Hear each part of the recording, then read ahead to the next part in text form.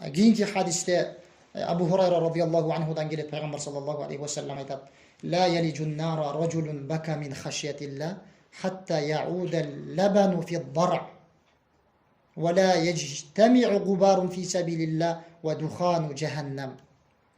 Ravahu Tirmizi. İmam-ı Tirmizi alıp kelgen hadis.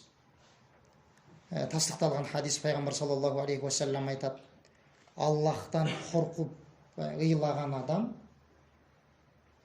салған süt малдын эмчегине кайра кайтканга чейин желимине ал адам тозокко түшпөйт dedi. Салган süt кайтуусу мүмкүн эмес да.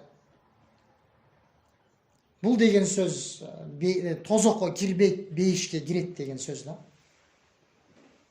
Эмне деп атат? Алла субханаху ва тааладан коркуп ыйлаган адам дейт. Hadis'in ulандысында айтып атат: Алла субханаху ва тааланын жолунда адамга жеткен, адамдын кийимдерине тийген чаң менен тозоктун оту эч качан, тозоктун түтүнү эч качан чогулбайт деди.